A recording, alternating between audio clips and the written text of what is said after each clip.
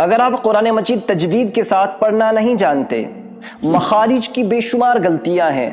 اور آپ کے تلفظ درست نہیں ہیں، تو آپ پر لازمی ہے کہ آپ رات دن قرآن مجید صحیح پڑھنے کی کوشش کریں۔ یاد رکھیے، اگر آپ کوشش نہیں کرتے تو اس طرح آپ کی نمازیں برباد ہوتی ہیں۔ السلام علیکم ورحمۃ اللہ، میں حافظ نذیر احمد نقشبندی مجددی اور آپ دیکھ رہے ہیں مصباحی نیٹ ورک 91۔ دوستو، نماز کا تیسرا فرض قرأت ہے، اور قرأت اس چیز کا نام ہے کہ تمام حروف مخارج کے ساتھ ادا کیے جائیں، ہر حرف غیر سے صحیح طور پر ممتاز یعنی نمایاں ہو۔ فرض نمازوں میں ٹھہر ٹھہر کر قرأت کرے، تراویح میں متوسط انداز میں اور رات کے نوافل میں جلد پڑھنے کی اجازت ہے، مگر ایسا پڑھے کہ سمجھ میں آ سکے۔ کم سے کم مد کا جو درجہ قاریوں نے رکھا ہے اس کو ادا کرے، ورنہ حرام ہے، اس لیے کہ ترتیل سے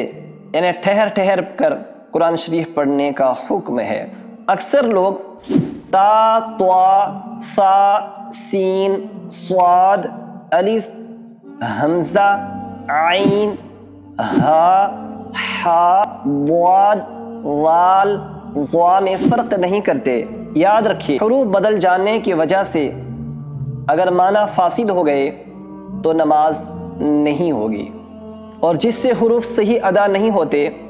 اس کے لیے تھوڑی دیر مشق کرنا کافی نہیں، بلکہ اس پر لازم ہے کہ رات دن کوشش کرے، اور اگر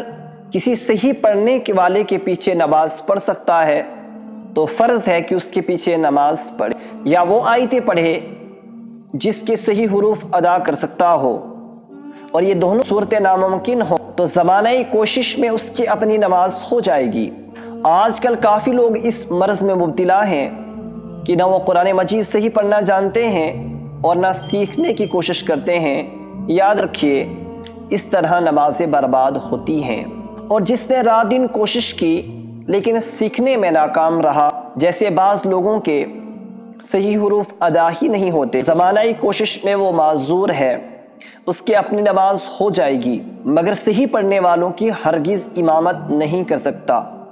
ہاں، جو حروف اس کے اپنے غلط ہیں وہی دوسروں کے بھی غلط ہوں تو زمانہ کوشش میں ایسوں کی امامت کر سکتا ہے، اور اگر کوشش بھی نہیں کرتا تو خود اس کی اپنی نماز نہیں ہوگی، دوسروں کی اس کے پیچھے کیا ہوگی۔ واضح ہوا کہ قرآن پاک تجوید کی رعایت کے ساتھ پڑھنا اشد ضروری ہے تاکہ ہماری نمازیں برباد نہ ہوں۔ اگر آپ عمر دراز ہیں یا نوکری و کاروبار یا کسی دوسری مصروفیت کی وجہ سے مدرسے میں جا کر قرآن پاک درست نہیں کر سکتے